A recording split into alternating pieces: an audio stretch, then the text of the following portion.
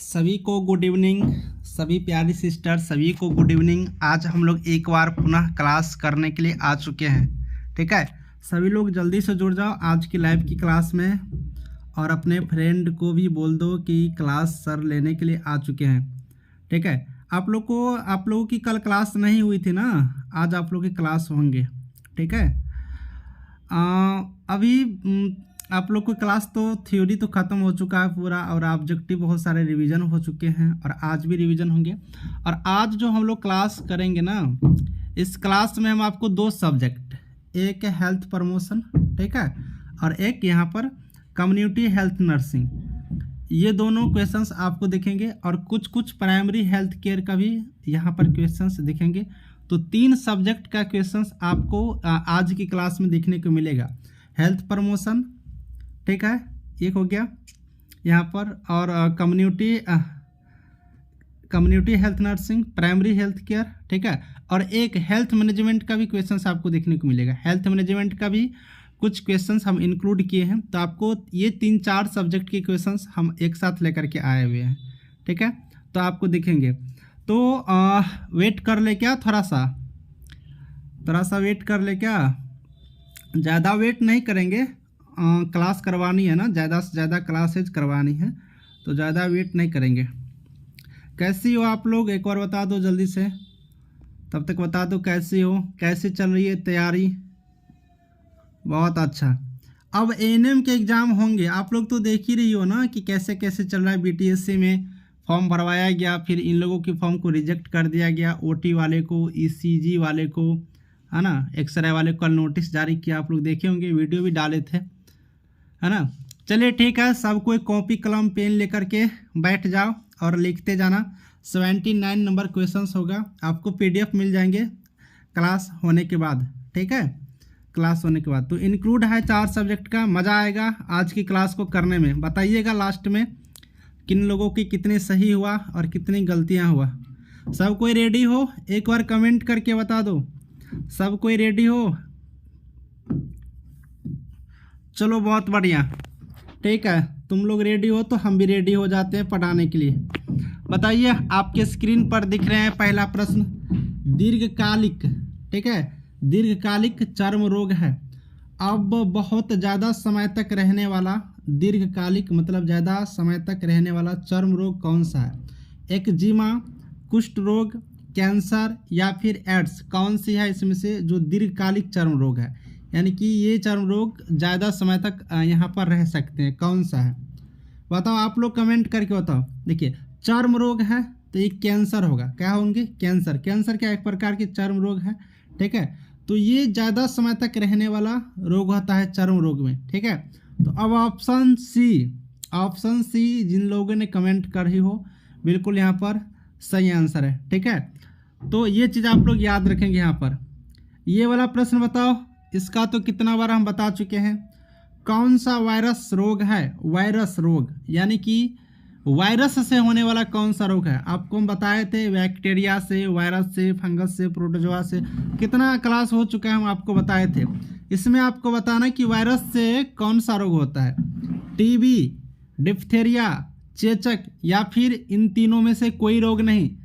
Option D बताओ कौन C answer सही है जो वायरस से होता है। और आप लोग 1 नंबर या 2 नंबर आप लोग को फिक्स है, वायरस से क्वेश्चंस जरूर आएंगे और बैक्टीरिया से क्वेश्चंस जरूर आएंगे। वो प्रश्न जैसे भी पूछे आपके एग्जाम में आना है, इसलिए वायरस का हम बहुत सारे आपको दिखा दिए थे, नाम लिखवाए थे। अगर जो लोग नहीं लिख पाई हो तो पीडीएफ में हम डाल चुके हैं। प्राइमरी हेल्थ केयर, इस सब्जेक्ट में आप लोग देखिएगा, रोग वाला वहीं पर है, तो इसी रोग में से हम लिए हुए हैं। तो ये चीज़ है। तो वायरस से कौन सी रोग होता है? बहुत सुंदर आंसर आप लोग जो कमेंट कर रही हो, चेचक। ये जो चेचक भाई साहब है ना, ये किन चीज़ों से? वायरस से होने वाला रोग है ना। बहुत सुंदर आंसर, ठीक है, ये वायरस से होने वाला रोग है। तो आप लोग यहाँ से चेचक को याद रखेंगे। ठीक है, अब देखिए आपके बीच आया है कम्युनिटी हेल्थ नर्सिंग का प्रश्न। सेंट्रल ऑफ हेल्थ काउंसिल की स्थापना कब हुआ? हेल्थ से रिलेटेड, स्वास्थ्य से रिलेटेड सब कुछ सही रखने के लिए एक हेल्थ काउंसिल की स्थापना किया गया। अब ये कब किया गया? 1956 में, 1998 में, 1952 में या फिर 1948 में? कितने ईस्वी में सेंट्रल ऑफ हेल्थ काउंसिल की स्थापना किया गया अपना इंडिया में? बताओ जल्दी से, ठीक है। तो अगर आप लोग बात करोगे ना तो सेंट्रल ऑफ हेल्थ काउंसिल की जो यहाँ पर स्थापना किया गया है वो 1952 ईस्वी में। कितने ईस्वी में? 1952 ईस्वी में। तो ये याद रखेंगे, स्वास्थ्य को देखभाल करने के लिए सेंट्रल ऑफ हेल्थ काउंसिल का स्थापना किया गया है। जनगणना से प्रश्न पूछा गया है भारत में, भारत में प्रथम बार, ठीक है, प्रथम बार जनगणना कब हुआ था? 1881 ईस्वी में प्रथम बार यहाँ पर जनगणना हुआ था, ये याद रखेंगे। वैसे जनगणना से प्रश्न नहीं आएगा, ठीक है। आ गया है आपको यहाँ पर हेल्थ मैनेजमेंट का प्रश्न, ठीक है। क्या है प्रश्न भाई? हेल्थ मैनेजमेंट से सभी प्रश्न को इंक्लूड किए हम, जहाँ तहाँ रख दिए हैं। Primary health care, community health nursing, health promotion, सबका प्रश्न मिलेगा, ठीक है। नर्सेज का रजिस्ट्रेशन कहाँ होता है? अब ये मैनेजमेंट के अंतर्गत आता है। बता रहा जरा सा, नर्स जो है उनका रजिस्ट्रेशन कहाँ पर होता है? राज्य के नर्सिंग रजिस्ट्रेशन परिषद में, स्वास्थ्य सेवा निदेशालय में, ड्रग्स कंट्रोल परिषद में, सिविल सर्जन कार्यालय में। बताओ नर्सों का रजिस्ट्रेशन कहाँ पर होता है? रजिस्ट्रेशन कहाँ पर होते हैं? बिल्कुल कॉमन सेंस लगाओ ना, आसान से प्रश्न है। नर्स है, आप लोग क्या हो? एक नर्स हो ना, तो आपकी रजिस्ट्रेशन कहाँ पर है? BNRC में है ना, BNRC में। आप लोगों की रजिस्ट्रेशन कहाँ है? बिहार नर्सिंग रजिस्ट्रेशन काउंसिल, मतलब क्या बिहार एक राज्य है ना, तो वही तो है राज्य नर्सिंग काउंसिल, मतलब राज्य के जो नर्सेज रजिस्ट्रेशन परिषद होता है। तो हम लोग का BNRC परिषद है, बिहार नर्सिंग रजिस्ट्रेशन काउंसिल यही है। तो हम लोग के यहाँ पर रजिस्ट्रेशन होता है। तो राज्य के एक काउंसिल होता है, एक परिषद होता है, एक ऑफिस होता है जहाँ पर रजिस्ट्रेशन होते हैं, है ना। हर राज्य में अलग अलग होता है। तो ये ऑप्शन ए अब जितने लोग कर रही हो सभी का आंसर एकदम ब्यूटीफुल है, ठीक है, एकदम बढ़िया वाला आंसर है। तो छाप लो ये प्रश्न, वैसे भी ये आसान सी क्वेश्चंस है। अब ये बता दो, ये वाला बताओ, ये थोड़ा सा क्वेश्चंस आप लोग को लग रहा होगा नहीं, लेकिन अच्छा प्रश्न है। ANM के अंतर्गत आते हैं, ANM के अंतर्गत कौन आते हैं? क्यूरेटिव स्टाफ, प्रोमेटिव स्टाफ या फिर प्रिवेंटिव स्टाफ, या फिर इनमें से कोई नहीं? प्रोमेटिव, क्यूरेटिव या फिर प्रिवेंटिव, कौन से स्टाफ है जो एक ANM के अंतर्गत आते हैं? बताओ जरा सा कमेंट करके बताओ, ठीक है, जल्दी से बताओ। एक ANM के अंतर्गत कौन आते हैं? चलिए बहुत बढ़िया। तो एक ANM के अंतर्गत की हम लोग बात करेंगे तो प्रोमेटिव स्टाफ, ऑप्शन बी जो आंसर देख रही हो, बहुत बढ़िया आंसर है, ठीक है। तो प्रोमेटिव स्टाफ याद रखेंगे, ये ANM के अंतर्गत आते हैं, ANM के अंतर्गत ही, ठीक है। अब ये वाला प्रश्न तो आसान है ना, कितना बार हो भी चुका है मुझे लगता है। उपकेंद्र में महिला स्वास्थ्य कार्यकर्ता का पर्यवेक्षक होता है। अब जो यहाँ पर उपकेंद्र है, सब सेंटर है, इसके अंतर्गत जो ANM कार्य करती है, इसका पर्यवेक्षण कौन होते हैं? प्रभारी चिकित्सा पदाधिकारी, स्वच्छता निरीक्षक या फिर स्वास्थ्य सहायक या फिर लेडी डॉक्टर? आप बताओ जरा सा, जो लोग नौकरी कर रही हो उनके तो प्रैक्टिकल लाइफ होगा, सब दिन आप लोग को पता होंगे। तो ये महिला स्वास्थ्य कार्यकर्ता का पर्यवेक्षक कौन होता है? ठीक है, कौन पर्यवेक्षक कौन होता है? ये वाला आंसर करके बताओ। पर्यवेक्षक मतलब इनका देखभाल करने वाला, इनका सीनियर कह सकते हो, ठीक है। तो अभी बिहार में क्या है ना कि जितने भी PHC हैं, जो प्राइमरी हेल्थ सेंटर है, प्राथमिक स्वास्थ्य केंद्र, ठीक है, अब ये प्राथमिक स्वास्थ्य केंद्र को चलवाने के लिए प्रभारी चिकित्सा पदाधिकारी को रख दिया गया है। अब प्रभारी चिकित्सा पदाधिकारी है ना, ये PHC में है। अब इनके अंतर्गत ही ANM जो सब सेंटर होता है, उपकेंद्र, वो PHC के अंदर ही होते हैं। तो इनका मतलब क्या हो गया कि महिला स्वास्थ्य कार्यकर्ता के पर्यवेक्षक कौन हो जाएंगे? तो प्रभारी चिकित्सा पदाधिकारी, यही इनका सब कुछ इन्हीं के अंदर में ANM लोग आएंगे, ठीक है। तो ऑप्शन ए यहाँ पर क्या है ना, इसका सही आंसर है। तो ऑप्शन ए आप सबको याद रखना यहाँ से, ठीक है। उपकेंद्र में महिला स्वास्थ्य कार्यकर्ता का पर्यवेक्षक कौन होता है? तो जो प्रभारी चिकित्सा पदाधिकारी होते हैं वही, ठीक है। अब यहाँ पर प्रश्न क्या है? महिला कार्यकर्ता के कार्यक्षेत्र की आबादी होता है। देखिए प्रश्न को किस तरह से घुमाया गया है, ठीक है। प्रश्न को पूछने की तरीका देखिए चेंज हो गया है। किस तरह से ये प्रश्न आपको पूछ लिया गया है। महिला कार्यकर्ता होते हैं, इनके कार्य क्षेत्र की आबादी कितनी होती है? 1000 से 2000, 2000 से 3000, 3000 से 5000, 5000 से 10,000। लगाइए दिमाग और बताइए सही आंसर। ठीक है, लगाइए दिमाग और बताइए। अब देखिए महिला कार्यकर्ता है ना, महिला कार्यकर्ता मतलब क्या? एक एएनएम है ना। अब एक एएनएम कितने आबादी पर कार्य करते हैं? तो एक एएनएम कहाँ कार्य करती है? सब सेंटर पे ना, उप स्वास्थ्य केंद्र पर, कम से कम कहाँ? उप स्वास्थ्य केंद्र पर। पीएचसी में भी करते हैं लेकिन कम से कम उप स्वास्थ्य केंद्र पर। और उप स्वास्थ्य केंद्र की जनसंख्या कितने पर होते हैं? तो 3000 से 5000। तो ऑप्शन सी हो जाएगा। लगाओ दिमाग, आसानी से प्रश्न को सोल्व करो, है ना। तो ये बता दिया है, घुमा के पूछा कि सब सेंटर कितनी जनसंख्या पर होंगे, तो 3000 से 5000। और सब सेंटर का हेड कौन होता है? कि एक एएनएम। तो वही पूछते हैं कि एएनएम कितने आबादी पर काम करेगी, तो एक सब सेंटर पर काम करेगी। अब सब सेंटर होता है 3000 से 5000 की जनसंख्या पर। तो इस तरह से आपको प्रश्न को पकड़ना होगा। ये नहीं कि अब सर पढ़ा दिए वो स्वास्थ्य केंद्र उप स्वास्थ्य केंद्र की जनसंख्या यहाँ तो है ही नहीं, यहाँ तो दूसरा चीज़, अरे नहीं क्वेश्चन गलत है, क्वेश्चन ऐसा नहीं होता है। वो पूछेंगे वही चीज़ थोड़ा सा आपको घुमा के, थोड़ा सा उल्टा के पुल्टा के। ठीक है, तो आपको कॉन्सेप्ट याद रहेंगे तो आपके प्रश्न आसानी से यहाँ से बन जाएगी। ठीक है, समझ रही हो ना सब कोई? एक बार कमेंट करके भी बताओ जरा सा, समझ पा रही हो ना? बहुत बढ़िया, चलो बहुत सुंदर। सभी प्रश्न आप लोग समझोगी, थोड़ा गौर से आप लोग देखते चलो। ठीक है, अब बताओ कम्युनिटी हेल्थ का अर्थ क्या होता है? कम्युनिटी हेल्थ का अर्थ क्या होता है? बेसिक चीज़ भी आपको नॉलेज में होनी चाहिए। स्वास्थ्य समुदाय स्वास्थ्य, कम्युनिटी हेल्थ का क्या अर्थ होता है? स्वास्थ्य सुरक्षा एवं सुधार, पुनर्वास तथा व्यावसायिक चिकित्सा, समस्त स्वास्थ्य एवं वातावरण संबंधित सेवाएं, या फिर रोग का निदान। बताओ जरा सा, बताओ क्या होगा? कम्युनिटी हेल्थ का मतलब क्या होगा? तो समस्त स्वास्थ्य एवं वातावरण संबंधित सेवाएं। अब ऑप्शन सी जितने भी कर रही हो सबका आंसर यहाँ पर क्या है? सही है। देखिए इसमें आप लोग को लगता होगा ना कि सभी का सभी आंसर सही ही होगा। सब आंसर लग रहा है कि एकदम एक दूसरे से मिल रहा है, सबका सब आंसर सही होंगे, लेकिन नहीं, ये सुरक्षा एवं सुधार से है। जब सुरक्षा एवं सुधार से होगा तो किस में जाएगा? प्राइमरी हेल्थ केयर में, क्योंकि केयर तो यही करता है, सुधार। ये क्या है कि जो समस्त जितना स्वास्थ्य होते हैं, वातावरण संबंधित होते हैं, ये सब कुछ हम लोग कम्युनिटी हेल्थ नर्सिंग के अंतर्गत पढ़ते हैं, ये चीज़ है ना। तो ऑप्शन सी क्या है इस प्रश्न का सही आंसर? ऑप्शन सी वाले खुश हो जाओ।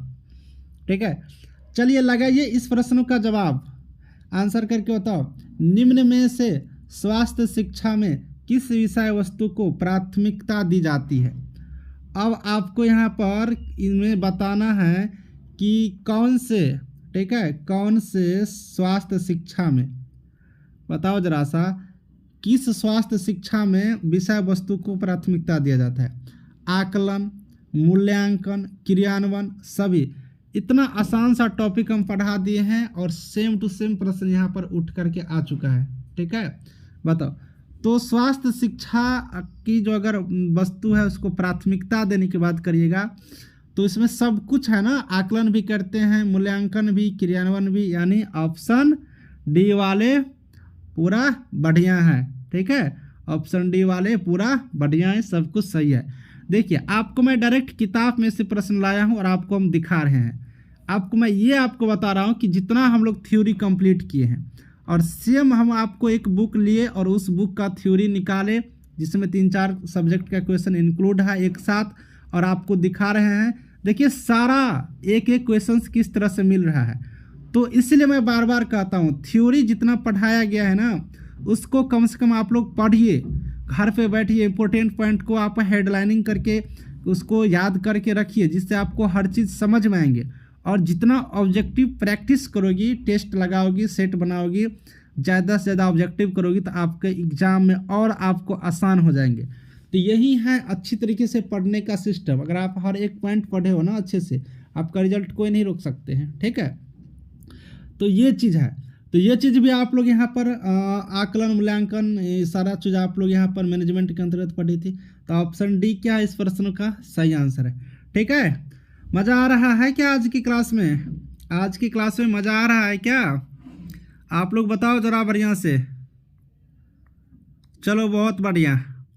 चलिए आगे वाले प्रश्न करके बताइए। 89 पे आ गए हैं, ठीक है। 88 कंप्लीट होने के बाद 89 पर आ गए हैं। आप लोग अच्छे से कमेंट करोगी तो हम सबका जवाब देंगे, और आप लोग अपने मन से कुछ बोलोगी तो हम पढ़ाएंगे, आपकी बातों पर हम नहीं रहेंगे, ठीक है। मुझे पढ़ाने दीजिए अच्छे से, बातचीत हम लोग आराम से करेंगे ना, पहले पढ़ लेते हैं। चलिए क्या है अगले वाला प्रश्न। विद्यालय स्तर पर निम्न में से कौन से क्षेत्र में स्वास्थ्य शिक्षा प्रदान नहीं की जाती है? अब जो विद्यालय स्तर होते हैं स्कूल लेवल पे, कौन से क्षेत्र में स्वास्थ्य शिक्षा नहीं दिया जाता है? किस क्षेत्र में? यौन शिक्षा, पर्यावरण स्वच्छता, परिवार नियोजन या फिर व्यक्तिगत। अब विद्यालय स्तर पर कौन सी चीज़ें यहाँ पर नहीं किए जाते हैं ये बताइए थोड़ा सा, ठीक है। कौन सी शिक्षा नहीं दी जाते हैं विद्यालय स्तर पर? अब देखिए विद्यालय स्तर पर कहने का मतलब क्या? विद्यालय स्तर कहने का मतलब क्या? जहाँ पर 7th 8th से नीचे तक की पढ़ाई हो, है ना। एक होता है क्या कॉलेज, एक होता है क्या हाई स्कूल, ठीक है। और नॉर्मल विद्यालय कहने का मतलब क्या? जहाँ 5वां 6ठे तक की पढ़ाई यहाँ पर होते हो, है ना।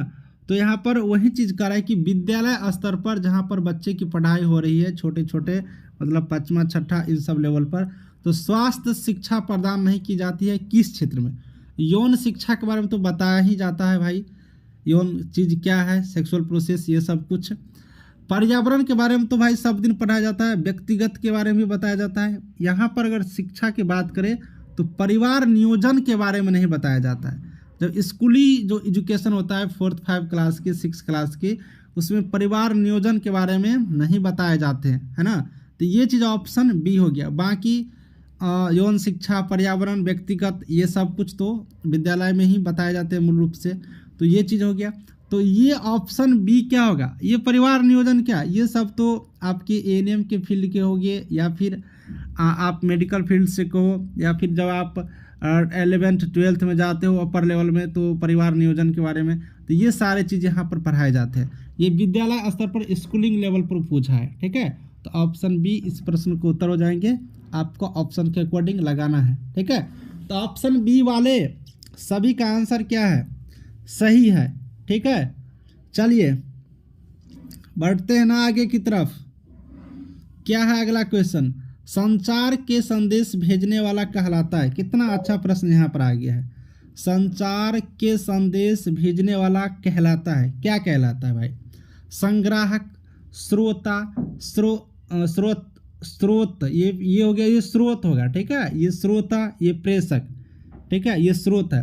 तो संचार यानी कि कोई कम्युनिकेशन, ये कोई संदेश भेजने वाला को क्या कहते हैं? अब ये भेजने वाला बात है तो इसको क्या कहते हैं? तो जो भेजता है उसको क्या कहते हैं? आप लोग बताओ, कमेंट करो, फिर हम बताएंगे, ठीक है। आप लोग कमेंट करके बताओ, फिर हम बताएंगे। इनको हम लोग क्या कहते हैं कि प्रेषक कहते हैं। क्या कहते हैं? प्रेषक। तो संचार के संदेश भेजने वाले को क्या कहते हैं? प्रेषक कहते हैं। ऑप्शन डी क्या है? सही आंसर है, ठीक है। कितना बढ़िया से हम आपको ये कम्युनिकेशन का सब कुछ बताए थे, याद करिए थोड़ा सा। तो इसमें प्रेषक जो होता है वो भेजने वाला होता है, ठीक है। ये चीज़ यहाँ पर हो गया, ये भेजने वाला होता है। आप लोग हम कम्युनिकेशन चैप्टर पढ़ाए थे, संप्रेषण का, बात के आदान प्रदान करने का जो प्रोसेस होता है उससे संप्रेषण कहते हैं, प्रेषण कहते हैं। तो इस चैप्टर में आपको ये सब कुछ पढ़ाए थे, ठीक है। तो प्रेषक जो भेजने वाले होते हैं, ऑप्शन डी यहाँ पर याद रखेंगे, ठीक है। एक भेजने वाला, फीडबैक देने वाला, रिसीव करने वाला, सब कुछ हम आपको बताए हैं। तो प्रेषक जो संदेश भेजने वाला होता है। ऑप्शन डी क्या है इसका? सही आंसर है। आगे वाले प्रश्न बताओ। संचार को अधिक प्रणाली बनाने के लिए आवश्यक है। अब जो संचार है, जो कम्युनिकेशन है, उसको और भी अच्छे तरीके से बनाने के लिए, और भी अच्छे प्रणाली बनाने के लिए क्या चीज़ क्या आवश्यक है? प्रतिपुष्टि, श्रवण दृश्य उपकरण, माध्यम, सभी। ये तो आसान प्रश्न है, बता दो जल्दी से, लगा दो निशाना। अब संचार को प्रणाली बनाने के लिए, मतलब आसान बनाने के लिए और भी इजी बनाने के लिए, अच्छे ढंग से काम कर जे, इसके लिए क्या क्या करने की जरूरत है बताओ। 91 पे आ चुके हैं ना, लगाओ 91 का निशाना, ठीक है, 91 का निशान लगाओ। चलिए बहुत बढ़िया। प्रतिपुष्टि यानी कि इसका फीडबैक जरूरी होता है, मतलब फीडबैक मतलब प्रतिपुष्टि। श्रवण, दृश्य, दिखने वाला और सुनने वाला उपकरण होना चाहिए, कोई माध्यम होना चाहिए। सब बात तो सही है, ऑप्शन यहाँ पर जो डी है क्या होगा, सही आंसर होंगे, क्योंकि सब कुछ तो सही है। तो ये होता है संचार संदेश को और भी प्रणाली बनाने के लिए, आसान बनाने के लिए, है ना। तो ऑप्शन डी क्या करेंगे यहाँ से, याद रखेंगे, ठीक है। चलिए आगे वाले प्रश्न को देखिए, आगे वाले प्रश्न को देखिए। विषय वस्तु को सही रूप में व्यवस्थित कर संकेतों में परिवर्तित करना क्या कहलाता है। विषय वस्तु को सही रूप में व्यवस्थित कर संकेतों में परिवर्तित करते हैं। कोई भी विषय है उसको सही रूप से व्यवस्थित कर लिया और उसको संकेत में परिवर्तन कर दिया, बदल दिया। अवकूटन, प्रकूटन, डिकोडिंग, क्षैतिज, क्या कहते हैं इसे। संचार से प्रश्न कुछ आया हुआ है, ठीक है। इसे अवकूटन कहते हैं, कूट कर देते हैं ना, उसको व्यवस्थित को परिवर्तन कर देते हैं, तो इसको अवकूटन कहा जाता है। सीधे आप लोग यहाँ से याद रखिए। ऑप्शन ए क्या है, सही आंसर है। चलो ये बताओ 93 का, निम्न में से संचार में उपयोग में नहीं करना चाहिए, निम्न में से संचार में उपयोग में नहीं करना चाहिए। अब कौन सा चीज़ को उपयोग में नहीं करना चाहिए। संक्षिप्तीकरण, अधोमुखी यानी कि डाउनवार्ड, अपवार्ड, अस्पष्टता, क्या चीज़ होगा बताइए जरा सा। संचार में किस चीज़ का उपयोग नहीं करना चाहिए, डाउनवार्ड, अपवार्ड, अस्पष्टता या फिर एब्रिविएशन, क्या नहीं करना चाहिए ये बताओ। संचार में यानी कि कोई चीज़ को एक जगह से दूसरी जगह कहीं पर भेजते हैं तो क्या उपयोग नहीं करना चाहिए। संक्षिप्तीकरण, एब्रिविएशन, अब कोई चीज़ आप भेज रहे हो उसको आप संक्षिप्त में लिखोगे तो वहाँ पर क्लियर ही नहीं होंगे, तो आपकी बात यहाँ पर स्पष्ट नहीं होगा, है ना। आप मान लीजिए कि एग्जाम्पल हम आपको बताते हैं। मान लीजिए कि हमको लिख के भेजना है कि हम अच्छे हैं, मान लो कि हम गुड हैं, ठीक है, हम गुड हैं। अब ये चीज़ हमको क्या करना है ना कि भेजना है, थोड़ा अच्छा से हम लिख देते हैं, ठीक है, गुड, ये सेंटेंस में लिख करके भेजना है। अब इस गुड को हम जीडी लिख देंगे, मान लो वहाँ पर इस चीज़ को जीडी मतलब गुड नहीं समझे तो क्या होगा, वो दिक्कत हो जाएगा ना, उस चीज़ को समझेगा ही नहीं। इसलिए शॉर्टकट नहीं अपनाना चाहिए। जो संचार होता है, जो चिट्ठी, लेटर, एप्लीकेशन कुछ भी भेजा जाता है किसी को संचार के अंतर्गत आता है ना, तो उसमें एब्रिविएशन यानी कि संक्षिप्त में नहीं भेजना चाहिए, पूरी जानकारी स्पष्ट डिटेल्स में उनको भेजनी चाहिए। अब ऑप्शन ए वाला सही है, एब्रिविएशन का प्रयोग नहीं करना चाहिए। और ये संक्षिप्त का प्रयोग कहाँ करता है, जैसे व्हाट्सएप लोग चला रहे हो, मैसेज कर रहे हो, आगे वाले आपके बात को समझ पा रहे हैं तो वहाँ पर एब्रिविएशन प्रयोग किया जाता है। जिससे कि लोग अब गुड मॉर्निंग को जीडी लिख दिया, मतलब कुछ भी अंगूठा दिखा दिया, मतलब ये सब लोग करके अपना काम निकाल लेते हैं। तो यही चीज़ होता है कि आप मैसेज करो तो चलेगा, लेकिन जब आप संचार माध्यम से कोई भी चीज़ भेज रहे हो तो वहाँ संक्षिप्त में लिखोगे तो हो सकता है कि अगला व्यक्ति नहीं समझे, इसलिए एब्रिविएशन का प्रयोग नहीं करना चाहिए, ठीक है। ऑप्शन ए वाले सही आंसर है। चलिए बताइए, ये वाला प्रश्न बताइए, संचार में बाधक है, संचार में क्या बाधक है, जब संचार करते हैं उसमें क्या चीज़ बाधक उत्पन्न करते हैं। शारीरिक क्षमता, मानसिक अक्षमता, कम शैक्षणिक क्षमता या फिर सभी। बताओ, ये तो आसान प्रश्न है ना, सभी प्रश्न आसान है। संचार में क्या बाधा उत्पन्न करते हैं, शारीरिक अक्षमता, शरीर अगर आपकी कार्य अच्छा से नहीं है, मानसिक रूप से ठीक नहीं है, कम नॉलेज है, सब कुछ, यानी ऑप्शन डी क्या होगा इसका सही आंसर होगा कि नहीं। तो ये चीज़ हो गया, ऑप्शन डी वाले क्या है सही आंसर है, ठीक है, ऑप्शन डी वाले सही आंसर है। चलो आगे वाले प्रश्न करके बताओ, आगे वाले प्रश्न क्या है। निम्न में से कौन सा संचार का वातावरणीय कारक संचार में बाधक नहीं है। कौन सा संचार का वातावरणीय कारक में बाधक उत्पन्न नहीं करता है? किस में? वातावरण में।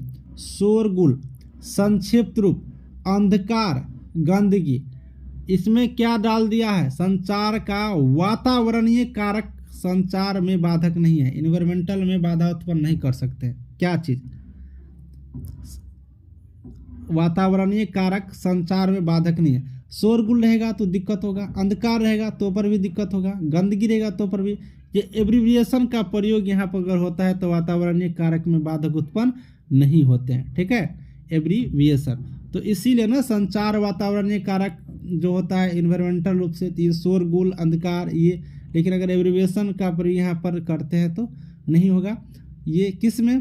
तो वातावरणीय, इन्वायरमेंटल अगर फैक्ट की बात करें तब। ठीक है, ऑप्शन बी क्या करेंगे यहाँ से? याद रखेंगे।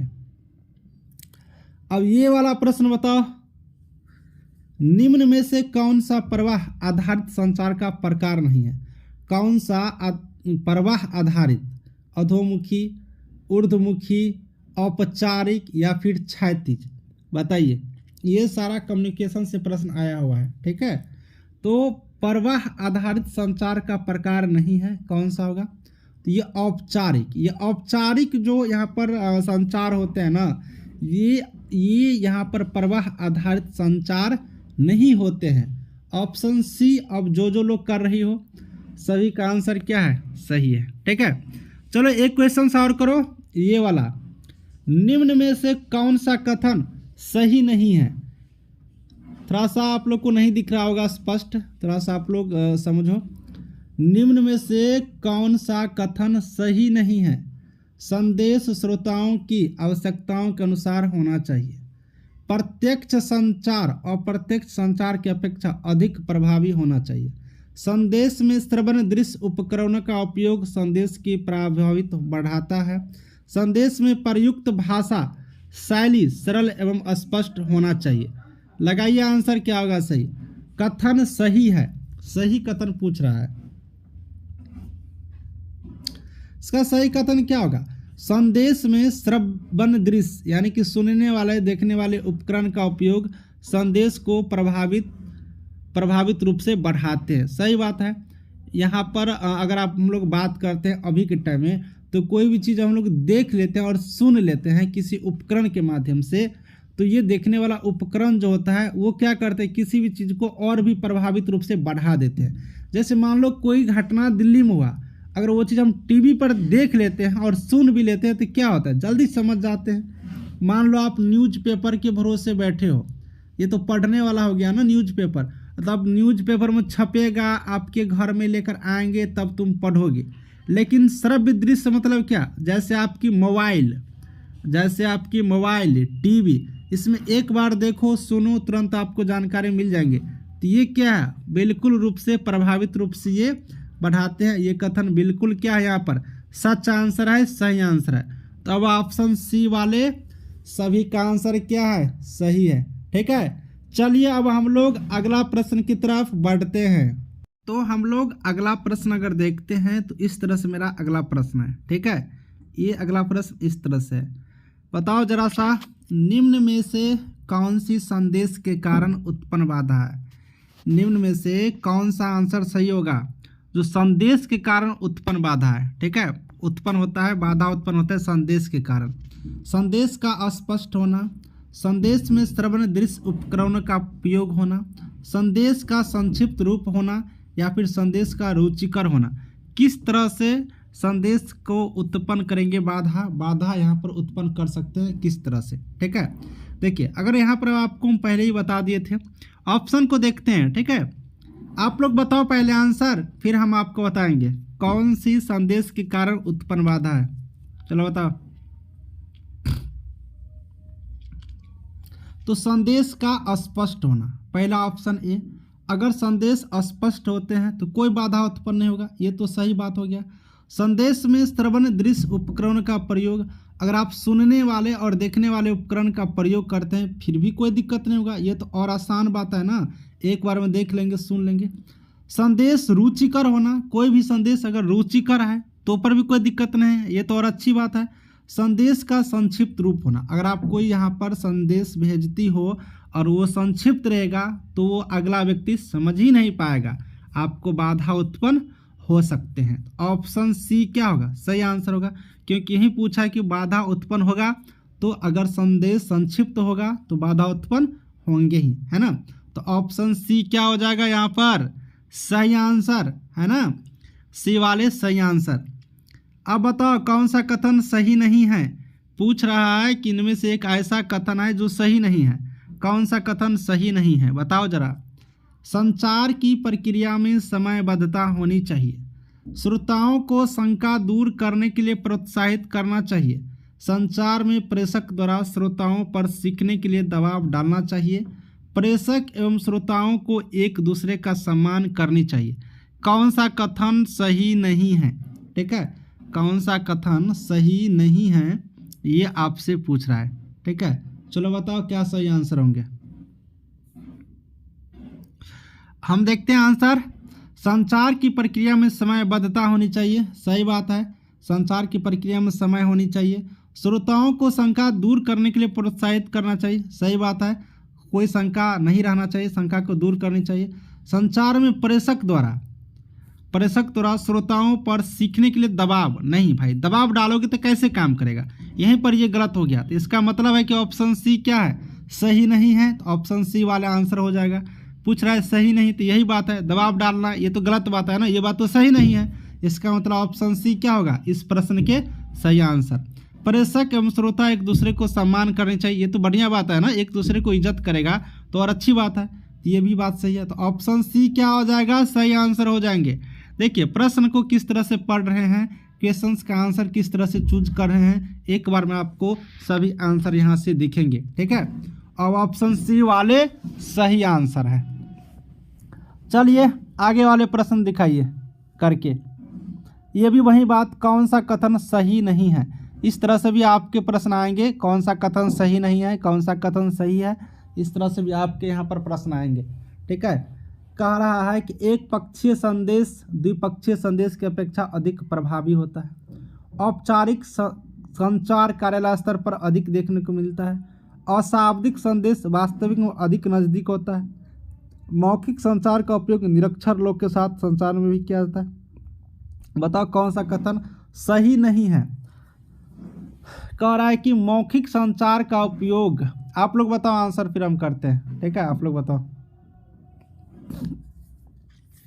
क्या कर रहा है ना क्वेश्चन, प्रश्न क्या कर रहे हैं कि मौखिक संचार का उपयोग निरक्षर लोगों के साथ संचार में किया जाता है, सही बात है, जो लोग निरक्षर है वो तो पढ़ेंगे नहीं, तो वो तो सुनेंगे, तो मौखिक संचार। अशाब्दिक वास्तविकता से अधिक नज़दीक होता है, सही बात है, जिन शब्दों में जिन संदेश में मतलब कोई वास्तविकता नहीं है तो अशाब्दिक हो गया, तो ये वास्तविक साथ अधिक नज़दीक होंगे, सही बात है। अगर जो रियल है और अशाब्दिक है इसका मतलब है क्या, ये दोनों नज़दीक है, उसमें कोई शब्द ही नहीं, कोई अर्थ ही नहीं, ठीक है, सही है ये भी। औपचारिक संचार कार्यालय स्तर पर अधिक देखने को मिलता है, सही बात है, औपचारिक संचार जो है कार्यालय स्तर पर, जो यहाँ पर औपचारिक रूप से होता है वो ऑफिस लेवल पर ज़्यादा संचार होता है। और अगला वाला क्या होंगे, जब तीनों सही है तो यही वाला बात गलत होगा ना, एक पक्षीय संदेश द्विपक्षीय संदेश, ये पक्षीय एक पक्ष दो पक्ष संदेश में नहीं चलता है, सारे संदेश प्रभावी ही होते हैं, लेकिन कह रहा है कि एक पक्षीय द्विपक्षीय संदेश से प्रभावी होते हैं, ये भी बात गलत है, ठीक है। चाहे संदेश एक पक्षीय हो या फिर दूसरे पक्ष का, संदेश तो संदेश होते हैं लेकिन इसमें कोई भेदभाव नहीं होता है, ठीक है, लेकिन यहाँ पर एक पक्षीय कह रहा है ज़्यादा प्रभावी होंगे द्विपक्षीय से, ये नहीं है, ये गलत बात है। तो ऑप्शन यहाँ पर ए वाले सही नहीं है, तो सही नहीं वाले को खोजना था ना, ऑप्शन ए क्या है सही होगा इस प्रश्न का उत्तर, ठीक है। थोड़ा सा प्रश्न घुमा घुमा के आप लोग को मिलेगा, ये सभी प्रश्न क्या है कम्युनिकेशन से है, और ये सब आपको कम्युनिटी हेल्थ नर्सिंग में पढ़ने को दिखी थी, लास्ट चैप्टर याद करिए, ठीक है, और हेल्थ मैनेजमेंट में भी ये चैप्टर पढ़ना है, दोनों जगह चैप्टर पढ़ना है। ये बताओ श्रवण उपकरण का उपयोग बृहद स्तर पर शिक्षा हेतु किया जाता है, कौन से श्रवण उपकरण, सुनने वाला उपकरण का उपयोग हम लोग शिक्षा स्तर पर करते हैं, रेडियो, सेमिनार, इंटरनेट, पत्रिका, ये तो आसान है, श्रवण उपकरण, सुनने वाला तो रेडियो ही है एक ना, रेडियो ही है, इंटरनेट सुनने वाला थोड़ी है। सेमिनार में तो वहाँ पर सेमिनार किया जाता है, पत्रिका मतलब पढ़ने वाला, सुनने वाला रेडियो, ऑप्शन ए होगा ना सही आंसर। बहुत बढ़िया। चलो ये वाला बताओ, निम्न में से समूह स्तर पर किस शिक्षण विधि का उपयोग किया जाता है? समूह स्तर पर ग्रुप लेवल पर किस शिक्षा विधि का उपयोग करते हैं? सेमिनार, शिक्षा के लिए सेमिनार, कार्यशाला, अभिनय, सभी किसका प्रयोग करते हैं? बताओ जरा सा प्रश्न का उत्तर।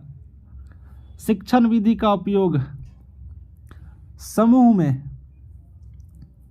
चलो बताओ आंसर, क्या सही आंसर होंगे? बिल्कुल, सेमिनार भी हम लोग समूह में करते हैं ना, कार्यशाला भी, कोई भी कार्य समूह में होता है। अगला, कोई एक्टिंग भी समूह में सीखते हैं, डांस तो अकेले कोई सीखता नहीं है, कोई ग्रुप में रहता है। तो सारे बात सही है, यानी ऑप्शन डी क्या होगा? सही आंसर हो जाएंगे। ठीक है, ऑप्शन डी सही आंसर। ये बताओ, अब क्वेश्चन 3 पूछ रहा है, निम्न में से कौन सी स्वास्थ्य शिक्षा विधि का अधिक प्रभावी बनाता है? कौन सा स्वास्थ्य शिक्षा विधि को अधिक प्रभावी बनाते हैं? एक पक्षीय, द्विपक्षीय, ठीक है, उपदेशात्मक या फिर सभी? बताओ, स्वास्थ्य शिक्षा को अधिक इफेक्टेबल बनाते हैं, अधिक प्रभावी बनाते हैं। कमेंट करो इस प्रश्न का उत्तर। ठीक है, इस प्रश्नों का उत्तर कमेंट करो। कौन सी स्वास्थ्य शिक्षा विधि का अधिक प्रभावी बनाते हैं? कौन सा? उपदेशात्मक। ठीक है, उपदेशात्मक शिक्षा विधि का सबसे ज़्यादा प्रभावी बनाते हैं। ऑप्शन सी क्या करेंगे, यहाँ से याद रखेंगे। चलो ये बताओ, गृह मुलाकात किस प्रकार की स्वास्थ्य शिक्षा विधि का उदाहरण है? होम विजिट जो होता है, गृह मुलाकात किस प्रकार की? व्यक्तिगत लेवल पर, समूह में, या फिर बृहद यानी कि बड़े स्तर पर, या फिर इनमें से सभी? क्या है सही आंसर बताओ? गृह मुलाकात किस स्तर पर स्वास्थ्य शिक्षा विधि का उदाहरण है? गृह मुलाकात तो होम विजिट क्या है ना, कि घर घर जाके मिलते हैं, यानी कि क्या, व्यक्तिगत रूप में मिलना। ऑप्शन नंबर ए क्या होगा? सही आंसर होंगे, है ना। तो होम विजिट में क्या होता है? व्यक्तिगत रूप से घर घर जाके मिलते हैं ना, तो व्यक्तिगत रूप से मिलना। ऑप्शन ए क्या होगा इसका सही आंसर? तो ऑप्शन ए याद रखेंगे। बहुत सारे लोग ऑप्शन डी कर रहे हो, बहुत सारे लोग ऑप्शन डी कर, ये तो एकदम गलत हो। ये कैसे होगा? गृह मुलाकात हम लोग घर घर जाके होम विजिट यानी कि व्यक्तिगत स्तर पर करते हैं। ऑप्शन ए वाला इसका सही आंसर हो जाएंगे। अभी चौक टॉक विधि पूछा, ये चौक टॉक विधि क्या है भाई? चौक टॉक विधि कौन सा है? कौन विधि चौक टॉक होता है? समूह चर्चा यानी कि कोई ग्रुप में जाके चर्चा करना, व्याख्या करना, किसी चीज़ को एकदम व्याख्यान करना, सेमिनार हॉल में सेमिनार करते हो, या फिर कोई संगोष्ठी। चौक टॉक विधि में क्या होता है? चौक टॉक विधि में कमेंट करो तो एक बार, फिर हम बताते हैं ये चौक टॉक विधि क्या है, फिर हम बताएंगे आपको। देखिए, ये चौक टॉक विधि जो होता है ना, ये इसमें व्याख्या किया जाता है। क्या किए जाते हैं? व्याख्या किए जाते हैं। तो जो व्याख्या हम लोग किसी भी चीज़ को करते हैं, उसी को लोग चौक टॉक विधि कहते हैं। ऑप्शन बी वाले क्या है इसका सही आंसर है। ठीक है, चलो ये वाला बताओ, कौन सी समूह विधि नहीं है? अब कह रहा है कि कौन सा विधि जो समूह नहीं है, ग्रुप में नहीं है? नुक्कड़ नाटक, अभिनय, समूह चर्चा, या फिर पत्रिका? कौन सा मेथड है जो ग्रुप में नहीं होता है? आसान प्रश्न है, आसान जवाब जल्दी से भेज दो कमेंट करके। हम देख रहे हैं ना कि कौन कौन से कमेंट कर रही हो। ये आप लोग क्यों बार बार पूछती हो कि सर मेरे कमेंट जा रहे हैं कि नहीं, कमेंट जा रहे हैं कि नहीं? हम उन सब बात पर ध्यान ही नहीं देंगे। ठीक है, उन सब बात पर हम आपको ध्यान ही नहीं देंगे। समूह विधि नहीं है, अरे नुक्कड़ नाटक तो ग्रुप में होगा, नाटक तो अकेले होगा नहीं। अभिनय एक्टिंग तो अकेले नहीं, समूह तो समूह ही हो गया। यानी कि पत्रिका, ये न्यूज़पेपर तो भाई विधि ही नहीं है, तो पढ़ने वाला है ना पत्रिका। तो ऑप्शन डी क्या होगा सही आंसर होंगे। ठीक है, व्याख्यान विधि होती है। व्याख्यान विधि क्या होता है? छात्र केंद्रित होते हैं, इसमें शिक्षक केंद्रित होते हैं, चर्चा केंद्रित होते हैं। क्या होंगे, क्या होंगे इसमें बताओ? व्याख्यान विधि में क्या होता है, शिक्षक केंद्रित होंगे ना। व्याख्यान मतलब कौन, शिक्षक व्याख्या करते हैं, तो केंद्रित यहाँ पर व्याख्यान विधि। ठीक है, ऑप्शन बी, शिक्षक द्वारा व्याख्या किए जाते हैं ना, तो व्याख्यान विधि में शिक्षक केंद्रित होते हैं। ऑप्शन बी क्या है, सही आंसर है।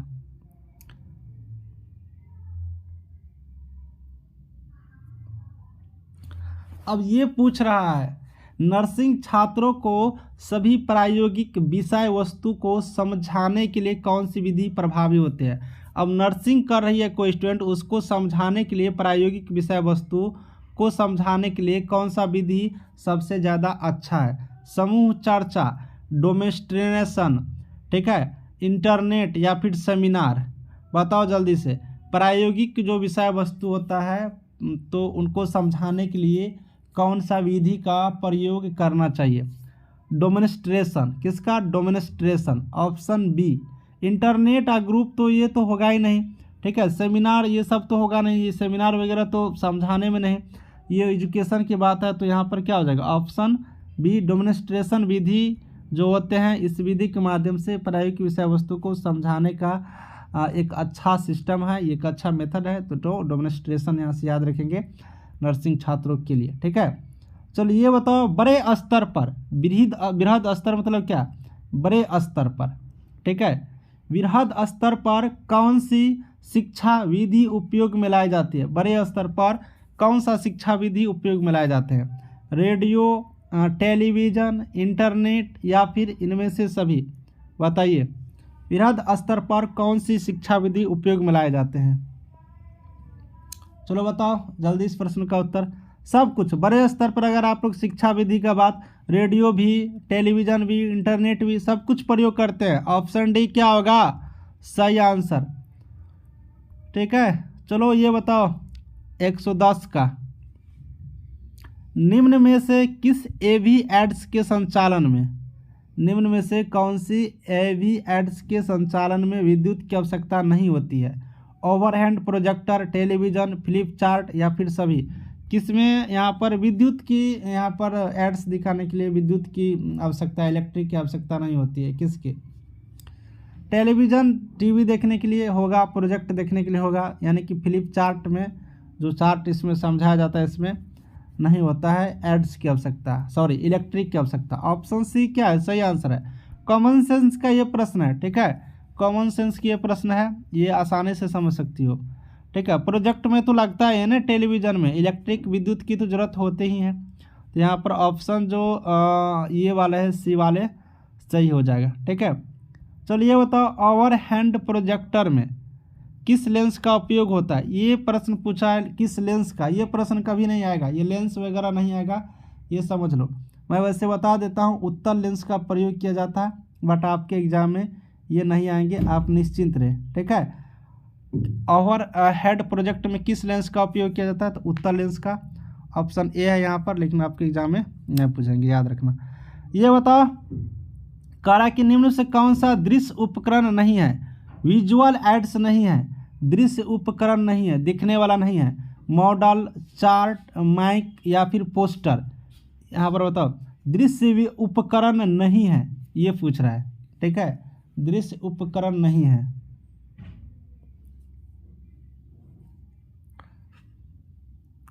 माइक है, ये माइक है। ठीक है, ये माइक है। ठीक है, मॉडल ये तो दिखने वाला है, चार्ट भी दिखता है, पोस्टर भी दिखता है। तो विजुअल एड्स नहीं की बात करेंगे तो एक मैक होता है, ये दिखता नहीं है। ठीक है, तो ये यहाँ पर सी हो गया ऑप्शन सही। ये दृश्य उपकरण नहीं है माइक। ठीक है, पोस्टर लोग देखते हैं, चार्ट भी, मॉडल भी। ठीक है, लेकिन माइक में क्या होता है ना, ये तो बोलने वाला होता है ना माइक, जो आप लोग mic hello hello hello check बोलती रहती हो इसमें। ठीक है, तो ये हो गया ऑप्शन सी। आसान प्रश्न है। ठीक है, ये जननी सुरक्षा, IMNCI कार्यक्रम, ये सब हम आपको बता दिए हैं। वंदे मातरम योजना भी आपको हम बता दिए थे। ठीक है, चलो ये बताओ, आयुष चिकित्सा प्रणाली कब से शुरू की गई है। ये बताओ, आयुष चिकित्सा प्रणाली शुरू की गई है कब से, 6 में, 7 में, 8 में या फिर 9 में। बताओ, आयुष चिकित्सा प्रणाली कब शुरू की गई है। आयुष चिकित्सा प्रणाली, बहुत बढ़िया। ये आपको जो शुरू किया गया है 2007 ईस्वी में। कितने ईस्वी में? 2007 ईस्वी में। तो ऑप्शन बी क्या करेंगे हम लोग यहाँ से याद रखेंगे, आयुष चिकित्सा प्रणाली शुरू की गई है सन 2007 ईस्वी में। ठीक है, ये आगे वाले प्रश्न हम लोग देखते हैं। अच्छा प्रश्न सिर्फ देखते हैं, ये सब प्रश्न हो चुका है। पंचवर्षीय योजना, स्वच्छता अभियान। चलिए यहाँ से प्रश्न करते हैं। ठीक है, ये प्रश्न कौन सी है? सामुदायिक नर्स में निम्न में से कौन सा गुण होना चाहिए? सामुदायिक नर्स जो होता है, कम्युनिटी में नर्स के लिए कौन सी गुण होना चाहिए? टीम भावना, सामंजस्य, या फिर एकांत स्वभाव, या फिर ए एंड बी, यानी कि ये दोनों। कौन सी सही आंसर होगा? नर्स में कौन सा गुण होना चाहिए, इसके बारे में आपसे पूछा है। ठीक है, नर्स में कौन सी गुण होना चाहिए?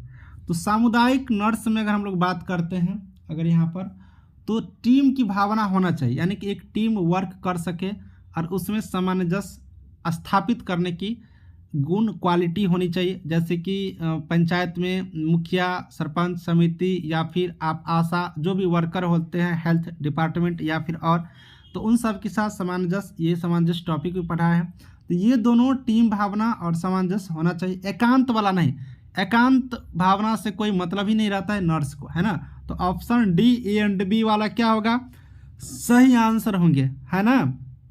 चलिए अब हम लोग आगे वाले प्रश्न को करते हैं। ऑप्शन डी वाले सही है। सामुदायिक नर्स का कार्य क्षेत्र नहीं है। अब जो नर्स है उसका कार्य क्षेत्र नहीं है, क्या करना? विद्यालय, स्वास्थ्य केंद्र, आंदोलन, परिवार। ये तो सबको बता दोगी, ये तो आसान है, जल्दी बताओ। नर्स का कार्य नहीं, आंदोलन करना तो कार्य है ही नहीं, लेकिन सरकार जब पैसा नहीं देते हैं टाइम पे तो आंदोलन करना पड़ता है ना जी।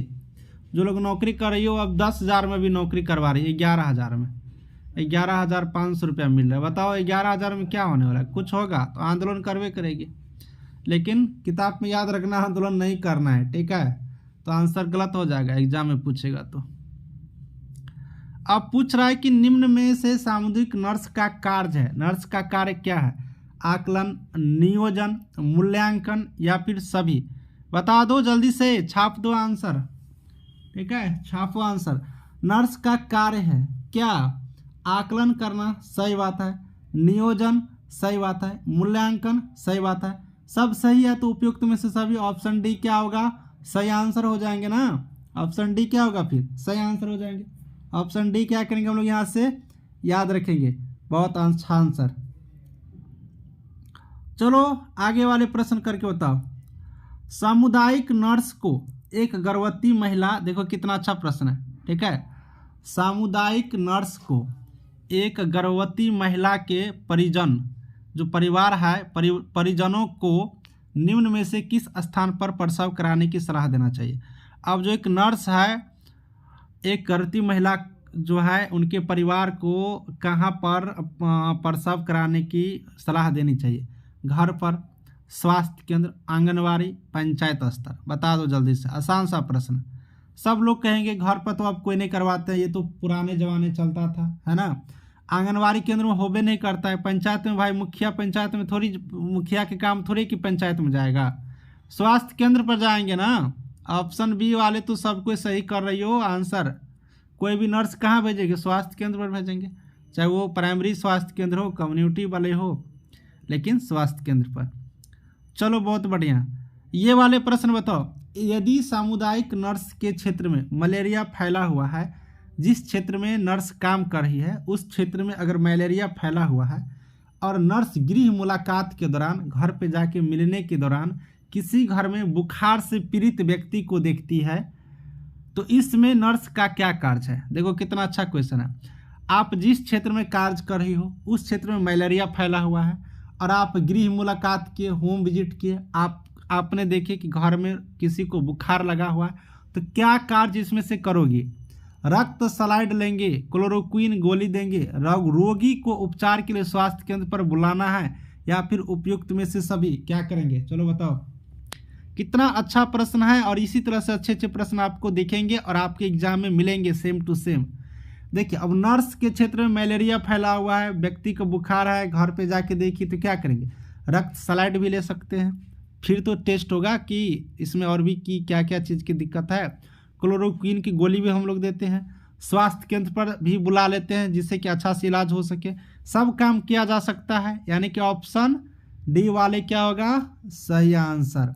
तो लगाओगी दिमाग, पढ़ोगी अच्छा से तो ऑप्शन क्या होंगे सही होगा, नहीं तो ऑप्शन आपकी क्या हो जाएंगे गलत हो जाएगा, है ना। तो यहाँ पर ये वाला सही है। चलो ये वाले प्रश्न करके बताओ। यदि नर्स अपने क्षेत्र में भ्रमण पर है, कोई नर्स अपना क्षेत्र में घूम रहे हैं एवं उसे रास्ते में डायरिया से पीड़ित बच्चे की जानकारी प्राप्त होती है, तो उस दौरान नर्स क्या जिम्मेदारी है। कितना अच्छा प्रश्न है। अगर नर्स अपने क्षेत्र में घूम रही है और रास्ते में उसको कोई डायरिया से पीड़ित बच्चा मिल गया जिसको डायरिया रोग है, तो उस दौरान एक नर्स क्या करेंगे, घरेलू स्तर पर ORS की घोल तैयार करेंगे, पिलाएंगे, रोगी को स्वास्थ्य केंद्र ले जाने की सलाह देंगे, रोगी की आकलन करेंगे, या फिर इनमें से सब कुछ करेगी। क्या सब करेंगे बताओ, जल्दी से बताओ। कितना अच्छा प्रश्न है, बताइए बताइए बताइए जल्दी से। बिल्कुल, ORS के घोल तैयारी करके पिलाएंगे, रोगी को स्वास्थ्य केंद्र पर भी जाने की सलाह देंगे, रोगी का आकलन भी करेंगे, सब कुछ करेंगे, यानी कि ऑप्शन डी क्या होगा सही आंसर हो जाएंगे, है ना।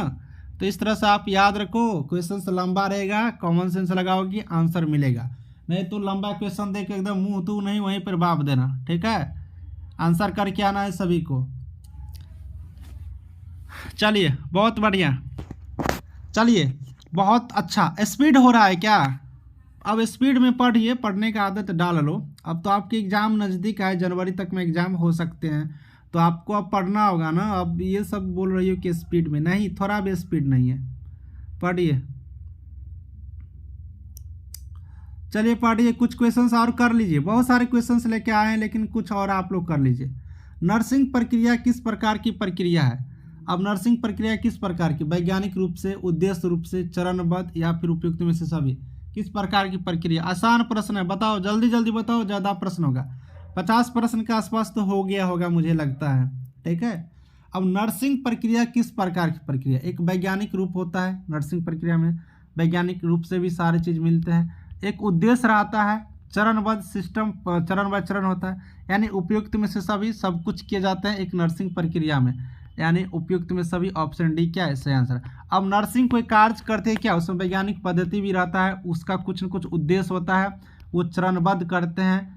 ऐसा नहीं कि इंजेक्शन निकाला है भोंक दिया, इंजेक्शन निकाला उसमें नीडल लगाया, दवाई लिए, मतलब सारे चरण बाय चरण, स्टेप बाय स्टेप होता है, यानी कि सब कुछ किए जाते हैं। तो ऑप्शन डी क्या होगा इसका सही आंसर। अब ऑप्शन डी जो सोच रही हो, आंसर कर रही हो, सभी का आंसर सही है ना। चलो बहुत बढ़िया। अब ये वाला प्रश्न बताओ, नर्सिंग योजना का सिद्धांत है, नर्सिंग योजना की क्या सिद्धांत है। स्पष्ट और लिखित होना चाहिए, सतत यानी बढ़िया होना चाहिए, लक्ष्य के अनुरूप कार्य होना चाहिए, उपयुक्त में से सभी। क्या होंगे, आसान प्रश्न का आसान जवाब जल्दी से भेज दो, वहाँ से जल्दी भेज दो सब लोग लिख लिख करके। एक नर्सिंग योजना में क्या होता है, स्पष्ट लिखित, सही बात है, सतत प्रक्रिया पूरा बढ़िया से होना चाहिए, लक्ष्य के अनुरूप कार्य का निर्धारण होनी चाहिए, सब तो होना ही चाहिए ना, यानी उपयुक्त में से सभी। ऑप्शन डी क्या है सही आंसर हो जाएंगे, है ना। ऑप्शन डी क्या है सही आंसर हो जाएंगे। तो नर्सिंग योजना के अंतर्गत ये सब कुछ किए जाते हैं। चलिए आगे वाले प्रश्न करते हैं, ठीक है। आगे वाले प्रश्न क्या है, सामुदायिक नर्सिंग प्रक्रिया के किस चरण में जनसंख्या घनत्व पर्यावरण संबंधित जानकारी प्राप्त की जाती है। नर्सिंग प्रक्रिया के किस स्टेप में जनसंख्या के बारे में, डेंसिटी, घनत्व, पर्यावरण, इस सब चीज़ के बारे में जानकारी होता है। नर्सिंग निदान करते हैं तब, नर्सिंग योजना बनाते हैं तब, नर्सिंग का आकलन होता है तब, या फिर नर्सिंग अपना क्रियान्वयन यानी कार्य करते हैं तब। किस स्थिति में होता है जरा सा आप लोग बताइए, ठीक है। जनसंख्या के घनत्व, पर्यावरण, इन सब चीज़ों के बारे में यहाँ पर जानकारी प्राप्त करते हैं। तो नर्सिंग निदान यानी कोई कार्य का निदान कर रहे हैं तब तो जानकारी प्राप्त नहीं करेंगे ना। जानकारी कब प्राप्त करेंगे, जब हम उसका आकलन करेंगे, जब हम कुछ किया हुआ है जनसंख्या, जैसे कि अब है कितना नहीं है, इसका आकलन करेंगे तभी ना पता चलेगा। पर्यावरण या फिर क्या घनत्व है, इसका आकलन करेंगे तभी ना। योजना बनाने से तो हमको कुछ मतलब नहीं है, क्योंकि हमको प्राप्त करना है जानकारी, तो इसका क्या करेंगे, आकलन करते हैं। तो यानी कि ऑप्शन सी क्या होगा, इसका सही आंसर होगा। जब हम लोग आकलन करेंगे जनसंख्या का, घनत्व का, पर्यावरण का, तब उसका क्या होगा, हमें जानकारी मिलेगा, है ना। तो ऑप्शन सी क्या होंगे, इसका सही आंसर होगा। तो थोड़ा सा कॉमन सेंस लगाना है, ज़्यादा नहीं, बस थोड़ा सा लगाना है, आपके आंसर आपके पास में एकदम घूमते नजर आएंगे। ठीक है, तो ये चीज़ होता है। चलो ये वाला भी प्रश्न आपने समझ गए। आगे वाले देख लो, नर्सिंग योजना निम्न में से किसके आवश्यकता मॉडल पर आधारित है। नर्सिंग योजना कौन दिए थे, मैस्लो, ऑक्सफोर्ड, मैकवर एवं पेज, कोई नहीं, कोई तो दिए होंगे ना भाई, इसमें से कोई तो दिए है। बताओ नर्सिंग प्लानिंग कौन, किनके मॉडल पर आधारित है, किनके आवश्यकता के मॉडल पर आधारित है। तो ये मौसले के आधारित है, इसी के अकॉर्डिंग नर्सिंग योजना, नर्सिंग का प्लानिंग होते हैं। ऑप्शन ए क्या है, सही आंसर है ना। चलो ये वाले प्रश्न करो। स्वास्थ्य, आज कम टाइम में ज़्यादा प्रश्न करवाए हैं, जो बहुत ज़्यादा क्वेश्चंस करवाए हैं। स्वास्थ्य आकलन के तात्पर्य क्या है, मूल्यांकन करना, ठीक है, आंकड़ों एकत्रित करना, देखभाल करना, या फिर इनमें से कोई कार्य ही नहीं करना। बताओ जरा सा क्या आंसर होगा। स्वास्थ्य आकलन के क्या मतलब है, स्वास्थ्य आकलन का क्या हो जाएगा, आकलन कर रहे हैं तो एकत्रित करेंगे, है ना। आंकड़ा को क्या करेंगे, एकत्रित करेंगे, जमा करेंगे। तो स्वास्थ्य आकलन का मतलब आंकड़े को एकत्र करना, जमा करना। ऑप्शन बी क्या होगा, सही आंसर होंगे। ठीक है, चलो ये वाला क्वेश्चन करके बताओ। निम्न में से स्वास्थ्य आकलन का विधि नहीं है, निम्न में से स्वास्थ्य आकलन की विधि ही नहीं है। परिश्रवण, स्पर्श परिरक्षण, आघात करना, या फिर कोई नहीं। बताओ, तो स्वास्थ्य आकलन का विधि नहीं है, ये आपसे पूछा है। तो देखिए स्वास्थ्य का आकलन परिश्रवण भी नहीं होता है, नहीं है, सो पूछ रहा है, नहीं है ना, तो क्या होगा, आघात करके हम लोग तो आकलन कर ही लेते हैं, स्पर्श परीक्षण करके कर ही लेते हैं, सुन करके भी करते हैं, उसके बॉडी को कान लगा करके, आला लगा करके जो यहाँ पर होते हैं।